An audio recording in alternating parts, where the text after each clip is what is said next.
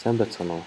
Зарлиг хүмүүнлэгийн хөтөлбөрөнд WordPress-ийн хэрэглэгчид хэрхэн нэгдэх талаар зааврыг өнөөдөр танилцуулъя. За, юуны түрүүнд зарлиг бүтээгдэхүүнийг нэвтэрч авах хэрэгтэй. Нэвтэр гэсэн дээр дараад өөрийнхөө бүтгүүлсэн хэрэглэгчийн нэрээр нэвтрэх байгаа. Хэрэглэгчийн нэрийг оруулаад нэвтэрч харсны дараа New Media Marketing Agency компаниас та бүхэнд санал болгож байгаа бүтээгдэхүүнүүдийн талаар мэдээлэл гарч ирэх болно. Эндээс зарлиг гэсэн бүтээгдэхүүнийг сонгоод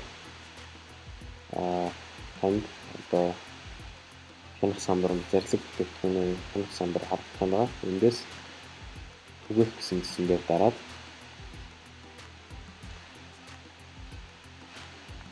за энэ зарлиг нэгдэх гэсэн хэсэгт өөрийнхөө WordPress Content Management System-ийн одоо өөрийнхөө блогынхаа хаягийг энд оруулах юм байна.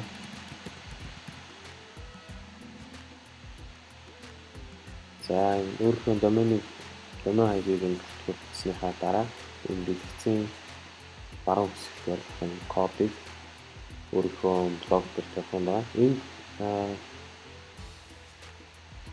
кодны доор одоо баннерынхаа өргөнийг өөрийнхөө компьютер текстийн өргөнтэй байх уу тэрийг нь харуулж байна. За ингээд энэ кодоо хуулж аваад өөрийнхөө блог дээр тавина. За ингээд өөрийнхөө WordPress блогынхаа эхний хэсэг рүү нэвтэрч оръё.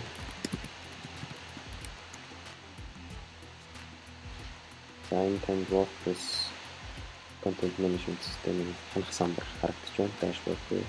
Эндээс зүүн гарт талд байгаа Appearance гэсэн цэсний Widgets гэсэн цэсийг сонгоод энэ дундаас Text гэсэн энэ widget-ийг сонгож блогынхаа албатай байцраа таглах байгаа.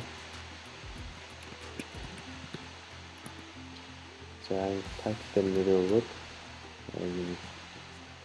хэсгээр түрүүний хуулж авсан кодоо тавина. За ингээд хатууллаа. За өөрийнхөө WordPress блог руу ороод